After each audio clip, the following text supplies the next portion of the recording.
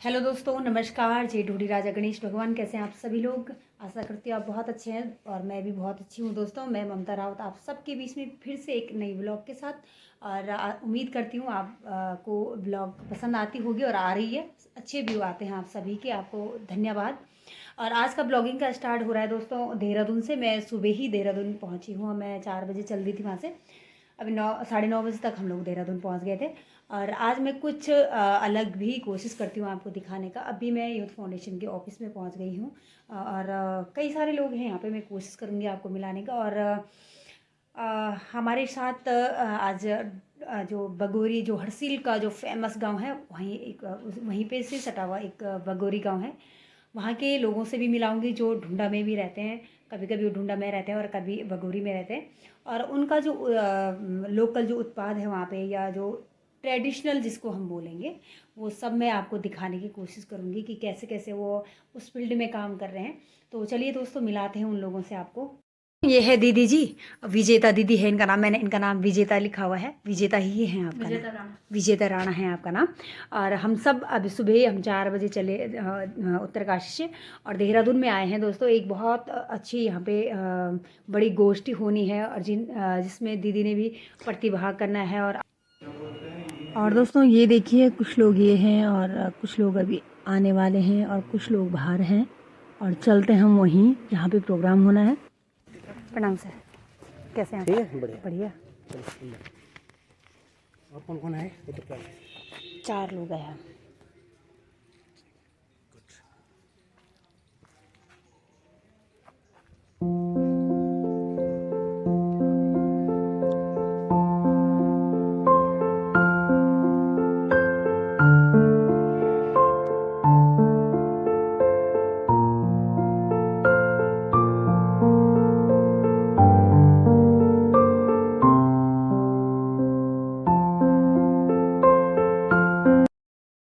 और दोस्तों हम लोग यहाँ पे प्रोग्राम में आ गए हैं और हमें भाभी जी मिल गई हैं यहाँ पे। भाभी जी को मैं बहुत साल बाद मिली हूँ। रहती उत्तरकाशी है और मेरे को पता ही नहीं है। अभी हम देहरादून में मिले हैं। दीदी भाभी भी इस प्रोग्राम का हिस्सा है।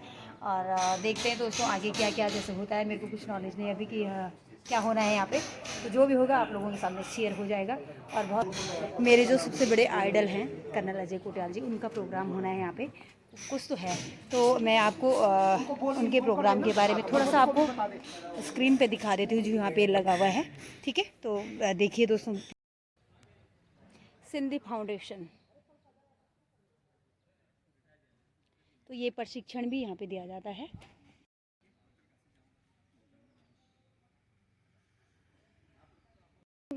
प्रोग्राम में पहुंच गई हूं और आप देख सकते हैं मेरे सामने एवरेस्ट के 2 बार के विजेता रह चुके हैं हमारे कैप्टन नेगी सर हैं। और ज़्यादा वो अपने बारे में खुद ही बताएंगे। मेरे को सर से मिलिए और सर का बहुत बहुत स्वागत है मेरे यूट्यूब चैनल पे। और बहुत बहुत धन्यवाद। हमारे चैनल को आप देखते रहते हैं बार बार। और अपने बारे में भी हमारे दोस्तों को थोड़ा सा बताइए आप। नमस्कार दोस्तों, ये जो ममता है ये बहुत कर्मठ लड़की है और इसके प्रोग्राम जो भी आप लोग देखते हैं उससे आप सब्सक्राइबर और लाइक और क्या क्या बोलते हैं व्यूज़ जितने भी है वो बढ़ाएं। तो इसमें क्या होगा कि ये ऐसा नहीं, इसको बहुत ज़्यादा पैसे की नीड नहीं है। मैं वैसे इसको बोलूँ, अगर ये इसके पास कुछ पैसा आएगा भी तो ये दूसरे की मदद में लगाती है।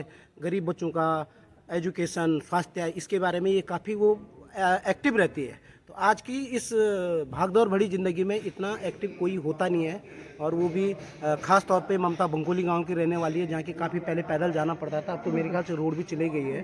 तो इस तरीके से हम लोगों को सपोर्ट करना चाहिए। ऐसे किसी के 1-2 लाइक करने से बहुत ज़्यादा फ़र्क नहीं पड़ता। दूसरा सबसे बड़ी बात यह है कि मैं ममता सेतु मैं नेहरू इंस्टीट्यूट ऑफ माउंटेनियरिंग में रहा हूँ और मैंने 2 बार माउंट एवरेस्ट किया हुआ है, साउथ और नॉर्थ साइड से।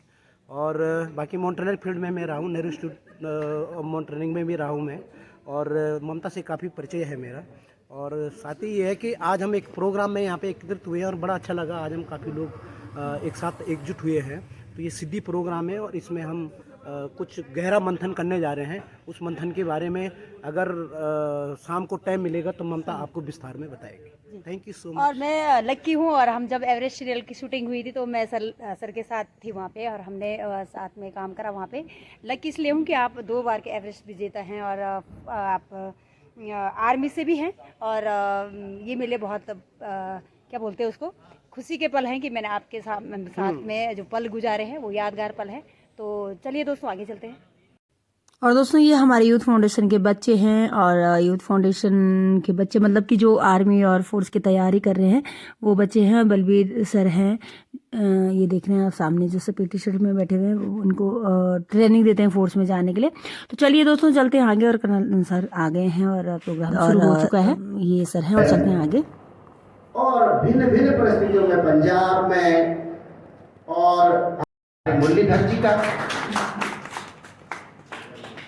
यह सॉल हमारे ऐसी उत्तराकाशी की जनजाति के द्वारा बनाया गया है, बनाए हैं। जब भाई साहब को लेकर के मैं अभी अंदर आया तो मैं सोच रहा था आज ना थोड़ा सा उत्तेजित हो गए, झटका भी लगेगा मेरे को, लेकिन अंदर आया तो देखा तो होता है ना कि सबके अंदर एक विचार कि कोई प्रोग्राम ऑर्गेनाइज नहीं कर रहा है, हम सब मिलकर के कर रहे हैं क्योंकि हमारा प्रोग्राम है। और वैसे ही मेरे को अंदर घुसते ही दिखाई दिया, और ये ताकत है हिमालय की। तो उसमें बैठे हो जब भाई साहब को लेके यहाँ आ रहे थे तो एक हमारा छोटा भाई है जोश मशीन, उसका नाम है कैनी। कैनी उस इलाके से है जहाँ पे आज चीन हमारे देश को सबसे ज़्यादा ना अंदर घुसने की कोशिश कर रहा है। वो सोच रहा है मैं अगर इस ज़मीन को ले लूँगा तो आधा हिंदुस्तान तो मैं अपना कब्जा दिखाने की कोशिश कर सकता हूँ। वो है अरुणाचल प्रदेश, जिसमें 1962 की लड़ाई में हमारी सेनाओं ने सबसे ज़्यादा बलिदान दे रहे थे, और खासकर गढ़वाल राइफल ने वहाँ पे एक अलग उदाहरण पेश करे थे। तो कैनी से वैसी बातें हो रही थी। का भविष्य होता है, और ऐसे ही उत्साही युवाओं की टीम का प्रतिनिधित्व करते हुए मैं उत्तरकाशी जिले से आप सभी के बीच हूँ। नमस्कार, मैं नेहा सिलवाल, और मैं उत्तरकाशी जिले के एक उत्साही युवाओं की टीम कर्तव्य फाउंडेशन के प्रतिनिधि के रूप में आप सभी के समक्ष हूँ। और कर्तव्य फाउंडेशन के बारे में अगर मैं बताऊं तो 3 मार्च 2020 को जिले के कुछ युवाओं ने सोचा कि हमें सामाजिक मुद्दों और सामाजिक क्रियाकलापों में एक सकारात्मक दखल देना चाहिए, जिसके लिए उन्होंने एक टीम की स्थापना की जिसका नाम था कर्तव्य फाउंडेशन। 3 मार्च 2020 को कर्तव्य फाउंडेशन की स्थापना हुई, और उसके कुछ समय पश्चात ही कोरोना की वजह से लॉकडाउन लग गया। लेकिन हमने जिस उद्देश्य से अपनी टीम बनाई थी, आपदाओं के समय या किसी भी सामाजिक परिस्थिति के समय अपना योगदान देने के लिए, तो जब कोरोना के वक्त लॉकडाउन लगा तो उसके पश्चात हमारे पास चुनौती थी कि सब कुछ बंद हो गया, फिर हमें सोशल मीडिया के थ्रू किस प्रकार से हम काम कर सकते थे। तो हमने आपदा में अवसर को ढूंढा। हमने उस वक्त शुरुआत की सोशल मीडिया के थ्रू। सोशल मीडिया में हमने कर्तव्य मंच से शुरुआत की। कर्तव्य मंच हमारा एक ऐसा सोशल प्लेटफॉर्म है जिसके थ्रू हम बहुत सारी गतिविधियों को हमने प्रारंभ करवाया, जैसे कोरोना के लिए जागरूकता फैलाई हमने जिले में, या फिर बहुत सारे लोग जो विभिन्न क्षेत्रों में कार्य कर रहे थे उनके इंटरव्यू लिए। उसके बाद यदि हम बात करें तो एग्रीकल्चर फील्ड की यदि हम बात करें तो हमने चाहा कि हम कम पैसे और कम मेहनत में किस प्रकार से फसल को उगा सकें, जिसके लिए हमने मशरूम उत्पादन की ओर ध्यान दिया। हमारा पहला मशरूम उत्पादन का जो प्रोग्राम था वो हमने घोड़साली गांव में चलाया, जहां पर 1 टन मशरूम का हमने उत्पादन करवाया। हम कोई काम करते हैं, हम उस पर इन्वेस्टमेंट करते हैं, लेकिन हमारा सोशल रिटर्न नहीं आता है तो उसका कोई फायदा नहीं है। और दोस्तों ये हैं चतर सिंह जी, हम लोग सुबह साथ में गए थे, बगोरी गांव के हैं और ढूंढा में रहते हैं, और अपने बारे में बता रहे हैं। फौजी रिटायर भी हैं, ITBP से रिटायर हैं, आप ये देख सकते हैं। वहाँ से उत्तरकाशी के आपके नीलम जादू, जो हमारा गांव मूल निवास नीलम और जादू है, और सन 62 में चीनी आक्रमण द्वारा हमारे गांव को निकाला गया, और 6 महीने के लिए वो जो है घर से, और 6 महीने के लिए वो ढूंढा आते हैं। गणतंत्र के दौरान अपने गांव को कुछ करना चाहता था, और कुछ हमारे प्रोडक्ट जो है ऊनी व्यवसाय से, ज़्यादातर हमारे साथ ऊनी व्यवसाय है, जैसे कि मोटका पट्टी, मफलर, टोपी, जुराब, हाथ दस्ताने और पट्टू, ये हमारे गांव में बनते हैं अधिकतर। हमारा ज़्यादा व्यवसाय भेड़ पालन और कुछ खेतीबाड़ी जो सेब के और राजमा, अधिकतर हर्षिल का राजमा अधिकतर प्रसिद्ध है यहाँ पे। आप हमारे बीच में रहेंगे। नमस्कार। मंच को नमस्कार करते हुए हम तो असली में आए यहाँ पर आपको सुनने के लिए और मुरलीधर जी को सुनने के लिए। जो वक्ताओं की बात सुनी, मेरा जो अपना तजुर्बा 40 साल इंडियन आर्मी की गढ़वाल राइफल सेक्रेटरी हो या बॉर्डर सिक्योरिटी फोर्स, 23 साल रिटायरमेंट के बाद जो तजुर्बा है, मैंने पूरा भारत देखा, पूरा हिमालय देखा। और अगर गढ़वाल उपमाओं की बात करें तो अधिकतर गांव भी जाकर के देखे। तो जैसे कहा कि यहाँ की जो जल और जवानी है, अगर यही इस्तेमाल किया जाए तो उससे बढ़िया कुछ नहीं। तो यही सब वक्ताओं ने किया, यही कई राय यहाँ पर वक्ताओं ने बताई। हमारे पास कोई कमी नहीं है, कमी है तो सिर्फ दृढ़ शक्ति की, विल पावर। और विल पावर क्या होनी चाहिए कि हम किस तरीके से, ये मत सोचिए कि कौन हमें क्या देगा, हम क्या कर सकते हैं। हम सरकार और उसके ऊपर चले, हम खुद क्या कर सकते हैं, हम आगे बढ़े। हम आगे बढ़ेंगे 2 कदम तो 10 कदम और लोग हमारे को आगे ले जाएंगे। राष्ट्रीय स्वाहा राष्ट्रीय इदम नमम के भाव को लेकर ऐसे सिद्धांत के लोग आज मुख्य वक्ता के तौर पर और मुख्य, लेकिन सिद्धि फाउंडेशन करके एक संस्था शुरू हो रही है, तो उसका भी कोई उद्देश्य है और उस उद्देश्य को आपके अचेतन मन से निकली हुई बातें वही उद्देश्य है बस। लेकिन हिमालय की महत्ता का शायद अनुभव नहीं है, या अनुभव तो है लेकिन अभी कुछ हीन भावना आ गई, ऐसा लगता है।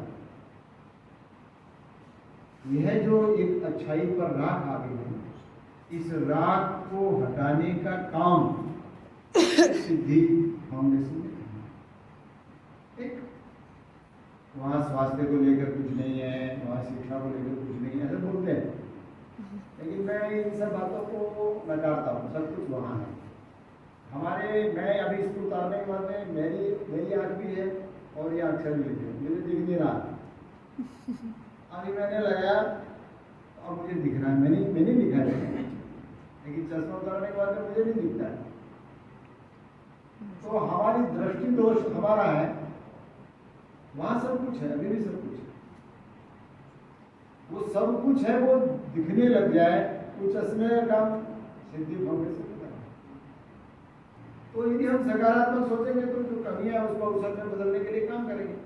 तो कहने का मेरा जो भाव है कि जो समस्या जिस गांव में है, जिस क्षेत्र में है, उस समस्या का समाधान दिल्ली के पास में नहीं है। उस समस्या का समाधान देहरादून में है। समस्या का समाधान भी जहाँ समस्या है वहीं पर है, वहीं के समाज के पास में। यह भाव, इसका साक्षात्कार करवाने का काम भी सिद्धि फाउंडेशन ने कहा। यह भाव और व्यवहार में अपने समाज को नेशन फर्स्ट, राष्ट्र प्रथम, एक जन एक संस्कृति का भाव उसके अंदर निर्माण करने के लिए सिद्धि फाउंडेशन का जैसे खास तौर पे भाई साहब आए तो इस छोटे से प्रोग्राम को बहुत बड़ा प्रोग्राम बना दिया हमारे लिए खास तौर पे। और जो ये सिद्धि फाउंडेशन जो आज ये प्रोग्राम यहाँ पे हुआ है, इसमें सबसे बड़ी बात है हमारे लिए, तो सबसे गर्व की बात है कि पूरे भारतवर्ष में हम उत्तराखंड के राज्य से हैं और हमारे उत्तराखंड का जो राज्य है यहाँ पे सिर्फ सागर नहीं है, बाकी सारी चीज़ें हैं। और जो हम पहाड़ों में या जो हम हिमालय में जो काम करने जा रहे हैं उसके लिए ये हमारे लिए और ज़्यादा, मेरे को जब सुनता था भाई साहब की मैं बात सुनता था तो मतलब सोचना चाहिए हमें कि इसके लिए कि इस प्रोग्राम में हम ये बातें बोल रहे हैं, हमें इसके बारे में ऑलरेडी अपने अंतर आत्मा से होना चाहिए कि हमें किस तरीके से हिमालय में हिमालय के करीब जाना है, न कि हमने हिमालय से भागना है। तो उत्तराखंड का जो ये राज्य है हमारे यहाँ पे सब कुछ है, टूरिज्म है, सारी चीज़ें हैं, ट्रैकिंग रूट है, छोटे छोटे हिमालय हैं, हम यहाँ पे बहुत सारी चीज़ें कर सकते हैं। और इसको करने के साथ साथ मैं आज इस स्टेज के माध्यम से भाई साहब को बताना चाहूँगा कि हम जितने भी सिद्धि प्रोग्राम में आज सिद्धि फाउंडेशन के इस प्रोग्राम में एकत्रित हुए हैं, हम सब मिलके काम करेंगे और इस पे 101% खरा उतरेंगे। और मेरा सभी से अनुरोध है कि बाहर फोटोग्राफ का हुआ है, उसके बाद यहाँ पे सभी के लिए लंच की व्यवस्था करी हुई है। बहुत बहुत धन्यवाद। जय हिंद, जय भारत।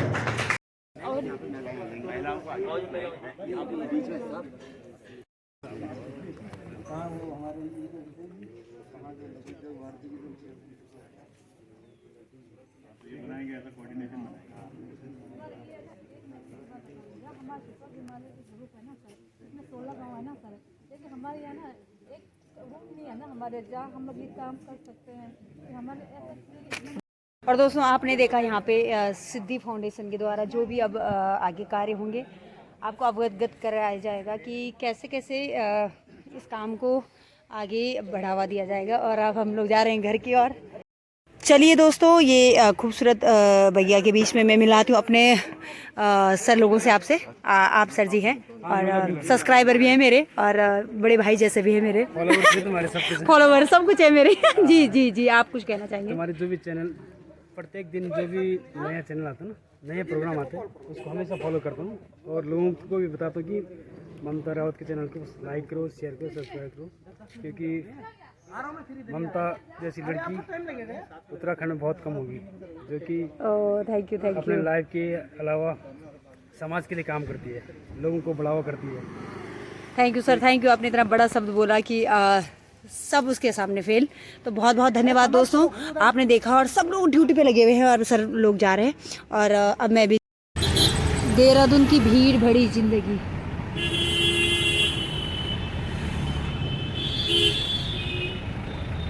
तो दोस्तों ये विजिता दीदी थी, अभी आगे आधा अधूरा रह गया था।